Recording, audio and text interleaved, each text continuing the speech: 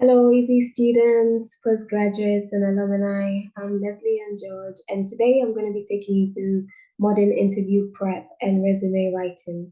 This session actually took place on the 10th of November, but this is an opportunity to give you the recording. So I'm going to go through the slides again so you can review it in slower time in your own time as well. So without much further ado, I am going to present my screen and we can go through the presentation.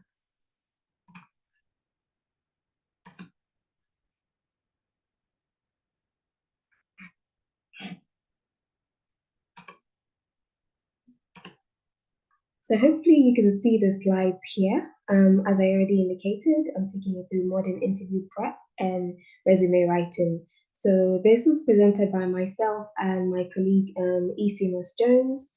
So we're going to go through resume preparation strategies. We'll cover interview preparations. We'll go through business writing skills, effective academic writing, and of course, I'll run through some of the Q&A that came up during the session on the 10th, and then I'll just wrap up and close. So it should be a brief session. So just a quick introduction of myself. I am the author of Elevate Your Essay Writing Skills, and I'm the founder of EL Empire.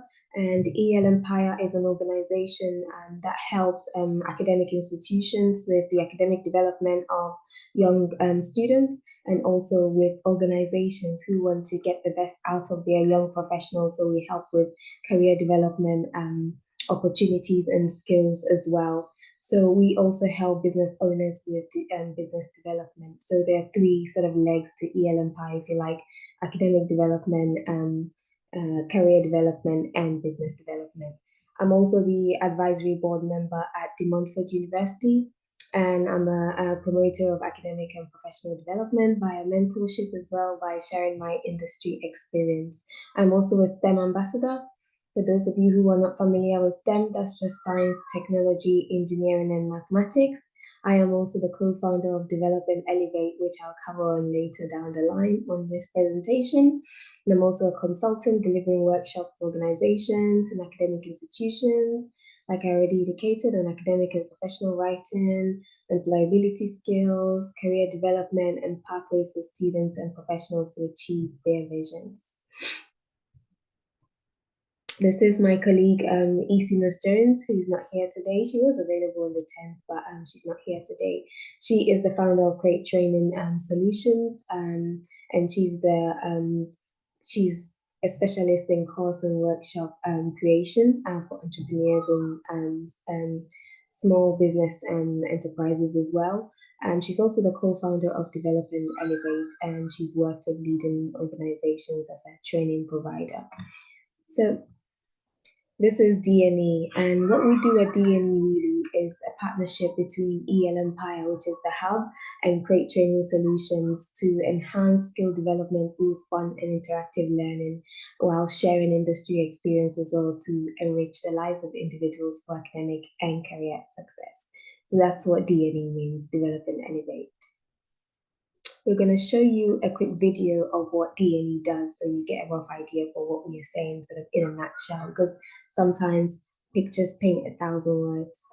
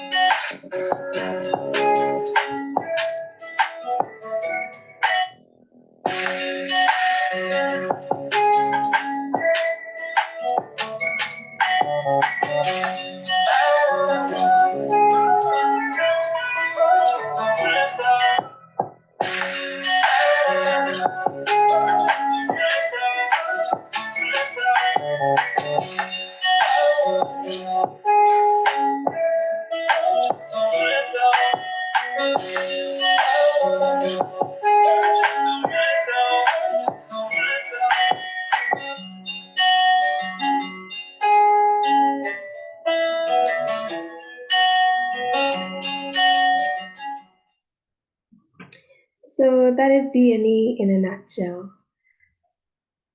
So we're going to go straight into resume preparation strategies. First of all, we're going to cover resume preparation for educational professionals.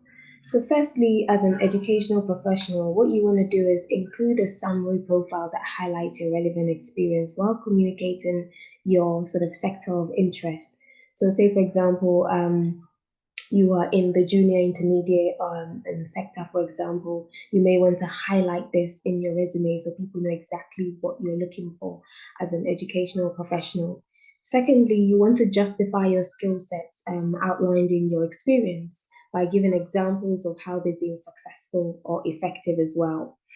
Thirdly, you want to include educational technology that you have been exposed to as opposed to just displaying generic technological skills such as MS Office, Microsoft Office, for example. Maybe you might want to talk about the likes of Google Classroom because that's, in alignment with what you're doing. So that's an example of what I'm trying to talk about in point 3 over here.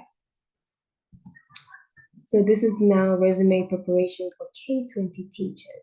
In terms of this kind of resume, the first thing you want to do really is to be specific about the field of expertise and what you're looking for, and communicate your teaching division as well, which is what I touched on briefly in the previous slide. Are you primary, junior? Are you focused on junior, intermediate? What exactly are you covering? You want to let them know that so they know where to fit you as well and what you're looking for to specifically offer you jobs that are applicable to your knowledge and skill set. The second point here is to include relevant skills as a teacher, such as lesson planning, any safeguarding experience that you have, language arts, classroom management, learning material creation, conducting assessments. I think you get the rough idea. You're trying to sort of bring forth experience that's relevant to what you studied and what you want to go into as well. Thirdly, if you are searching for international positions, be sure to include the international equivalent of your certifications, because what may be applicable in one country may be different in another country. So you want to really express or explain your qualifications to make your resume relatable. So an example will be in North America, we like to use a GPA. So you may refer to GPA 4.0. In other countries, they focus on the first class degree. So there's a difference, and sometimes you might want to put both of them or use them interchangeably. So make it relatable. The next one is how to incorporate academic experience into your resume. For example, if you're doing a PhD. So under your education section, you want to describe your field of study and list your course materials if applicable, and then add your research synopsis, because this is important. We get to know what you did for your research as well in a snapshot. Secondly, you want to outline any projects that you've worked on and any grant applications that may have supported your project. So for the education sector, you can include the likes of your practicum, for example. Then point 3, have a publication list if this is relevant, and highlight your research skills. If you have no publications, then include any poster presentations, any conferences you've attended, and any workshops that you may have attended that are relevant to your skill set. So an example of a resume of a teacher, for example. So over here, of course, you have your name on top of the resume. We're just focusing on the content here. So you can see there's an address here, a rough address, a telephone number, and an email. Then in the personal profile, if I read it, it says a hardworking teacher with over 2 years experience in junior intermediate education, specializing in language arts and the development of social skills for students. So here you can tell that they've given us their sector of interest, their division already, just to let us know what they specialize in. And they've given us the why behind it for the development of social skills for students. Then they've then gone on to say they are driven by the importance of pupil welfare and work to the best of their abilities to create an interactive and inclusive environment for students to express themselves while developing their learning needs. So they've gone on to show you how they've made this work, strategies that they've used as well, and why they are passionate about this field. So you want to include that as well. Then further down the line, in terms of education, this is what I was talking about in terms of your modules. you break your modules down so that we can see, rather than just putting the subject, which may be psychology and language studies. Here they've broken down the modules to say it included social sciences, parenting and families, projects in language acquisition and culture. They've then included the research synopsis, which is the importance of early identification of language acquisition in the development of children to aid cognitive ability. So that's the synopsis I was talking about. Then in the work experience, you can see here they've talked about early childhood and teacher at ABC School in Toronto, and they specified the date as well, the duration or the time frame they were there for. But this is what I'm talking about in terms of your responsibilities. Here they've indicated developing the literacy curriculum and implementing bespoke lesson plans for classrooms of students between the ages of 3 and 5 to aid in the early language acquisition for improved childhood communications. So you can see they've expanded upon their responsibilities here. They could have just said a teacher for a classroom of 20 for 3 to 5-year-olds, but they've actually elaborated on it to tell you what they actually do, right? They develop the literacy curriculum, they implement bespoke lesson plans, and they specify the ages with which you're working with as well, and exactly what they're doing with language acquisition. So these are the kind of things that we want to see on your resume as a K-20 teacher. So going on, they've also spoken about their soft skills. They've spoken about presentation skills, specifically for junior intermediate student interaction. They've spoken about their communication skills. They've spoken about their cognitive development and team working skills as well. So you can see how they are unpacking their skills. And then they've gone on to talk about their IT skills, in which they've talked about lesson planning using the Moodle software to create fun and interactive and engaging activities for pupils from the ages of 3 to 8 years old to utilize at school and at home. So they're saying they're well-rounded, they are flexible, they can create materials not just for the school, but for parents to carry on at home as well.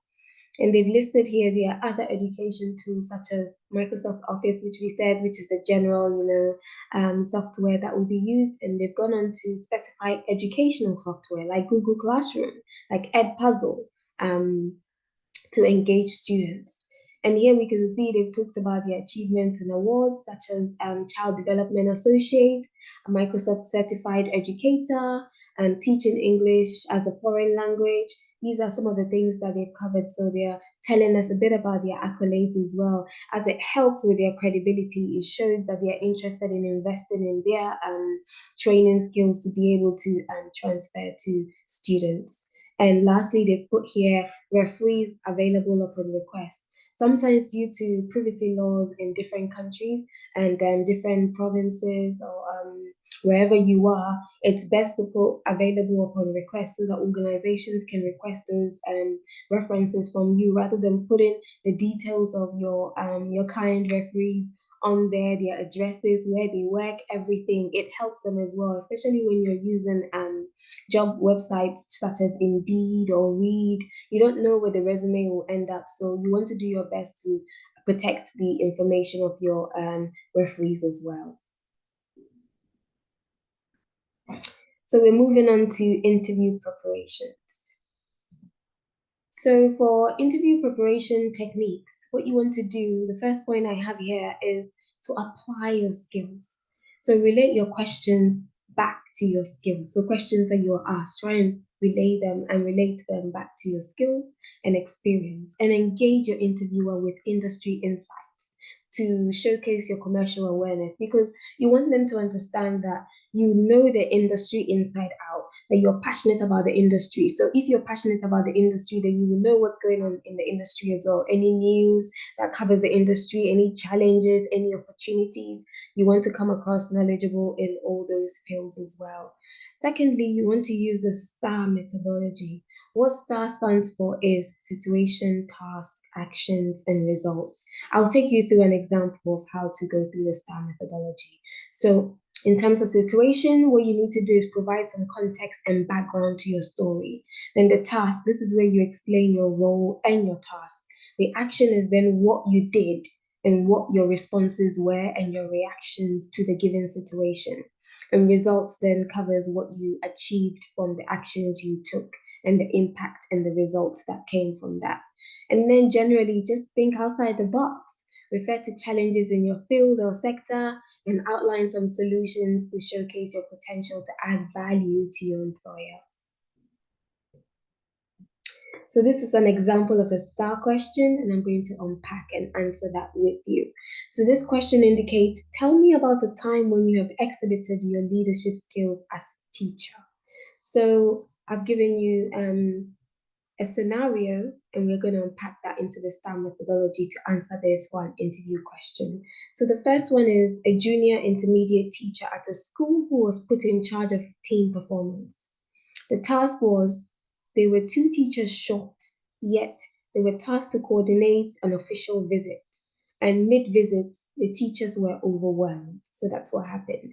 The action that that teacher took was to boost team morale and to hold team pep talks, to listen to the challenges that the teachers were having, and to provide some solutions for getting through the day.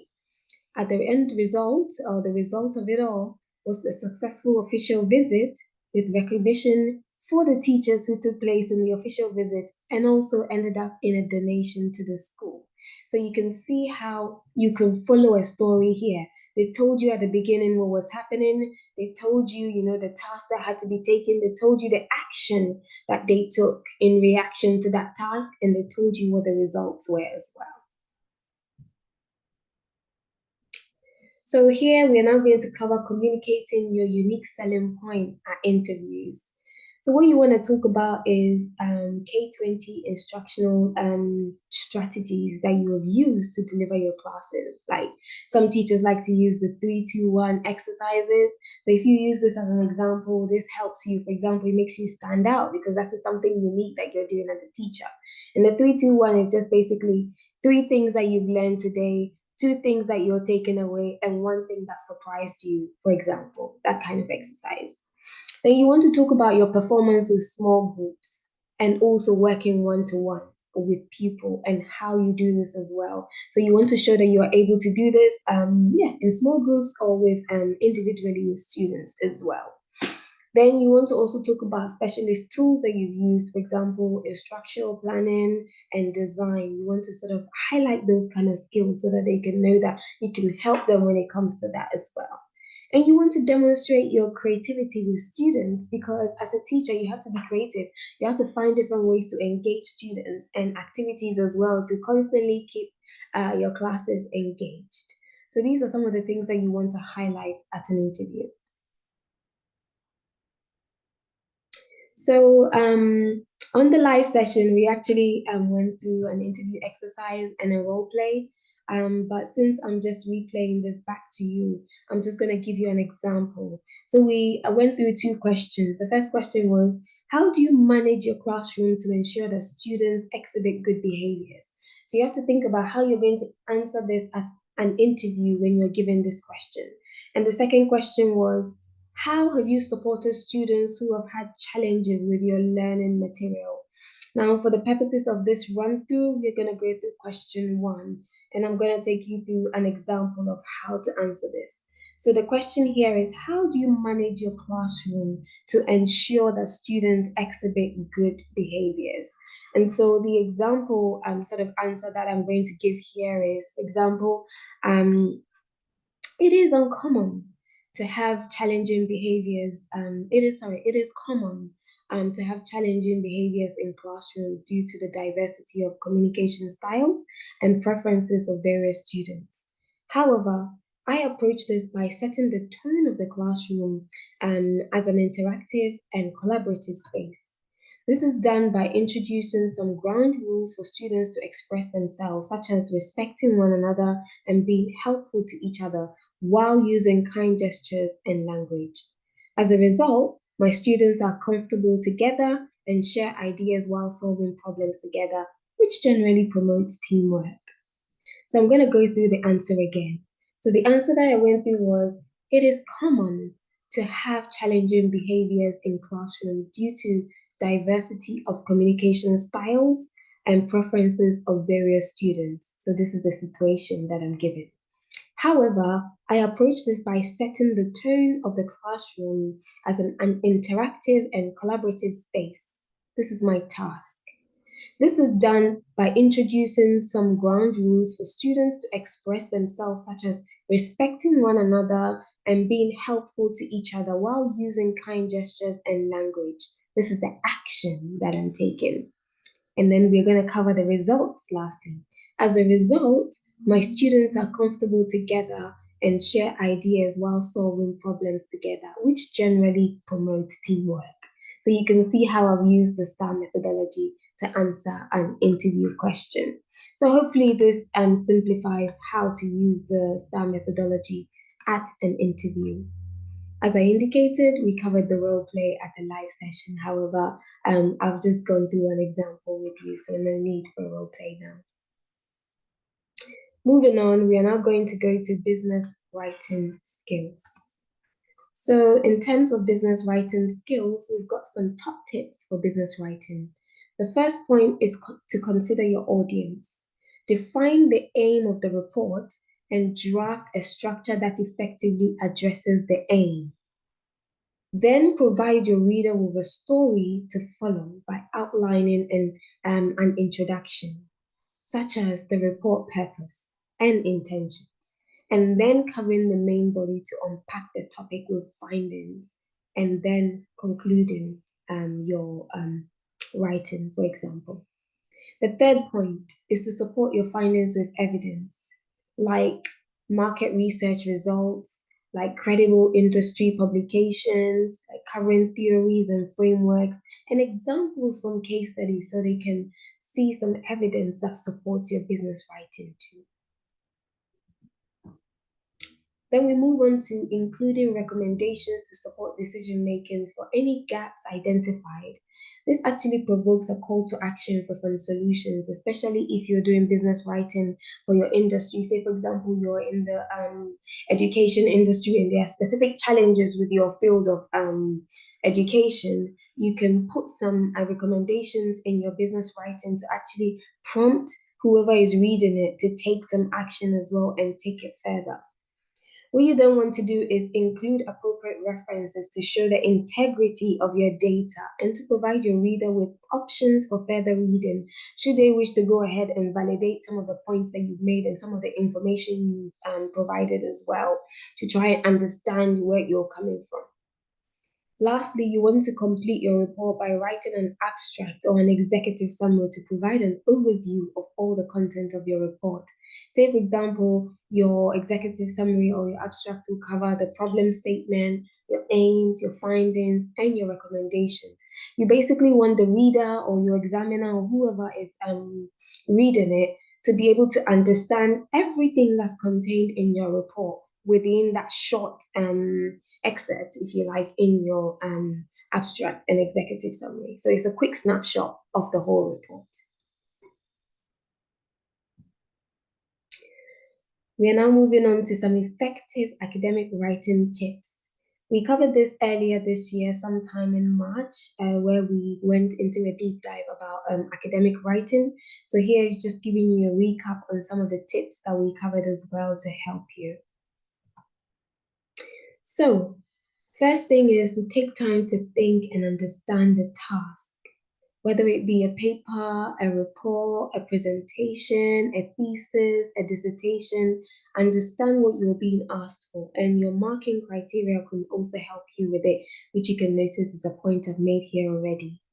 Secondly, you want to be clear about your purpose so that your reader knows what you're writing and where you are going with your research or in answering your essay or report question. You don't want to do your research. Do your research so that you can cover different avenues like theories, frameworks, methodologies that you can use to support your work. Then you want to choose an engaging title because titles are captivating, right? It's the first thing that people see when they pick your essay or your report or your thesis, and that's what propels them to go on to read further as well. So you want one that's catchy. Then you want to review your marking criteria and write an outline based on that.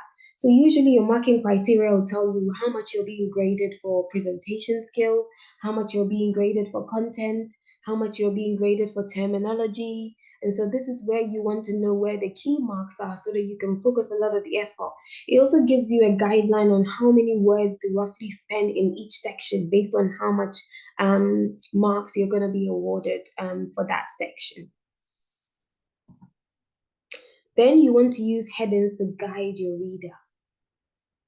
As I've been going through this presentation, you've seen that I'm using headings. So when I was covering resume prep, you could see that I was doing that because there was a title slide that was telling you that.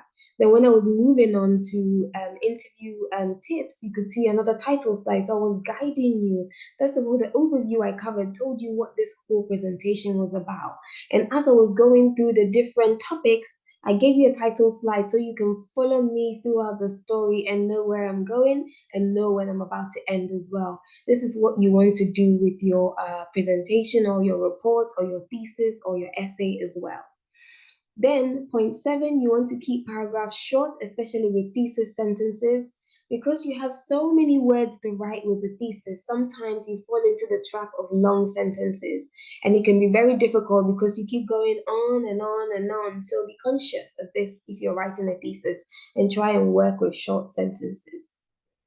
Then write for your readers, not yourself. So sometimes you may write where you understand it, but when you have someone proofread your work, it helps for them to give you some feedback on whether they understand what you were trying to relay in your work or not. And then avoid being too technical when you have a diverse audience. Not to say do not use your industry terminologies, that's very important, but make sure you're explaining what those terminologies are as well and breaking them down. If there are any acronyms, make sure that you are explaining what the acronyms are so that your reader is following what you're trying to tell them. And last but not the least, make every word count. And so that takes us to the end of this presentation. I hope you've enjoyed the presentation, and I hope this interview prep and resume writing has been useful to you. If you have any questions, you can feel free to sort of reach out to us, but OISE as well to answer any immediate questions. And if you need anything further from us, let us know as well, and we'll be happy to support. Now, because this is a replay, there's no Q&A, but I will cover some brief questions that were covered on Thursday. So one of the questions that we were asked was, how do you transition from, say, for example, a PhD into the education sector? And so our answer was, first of all, you want to specify what education sector you want to go into. Once you specify this, you want to start reaching out to subject matter experts in this field.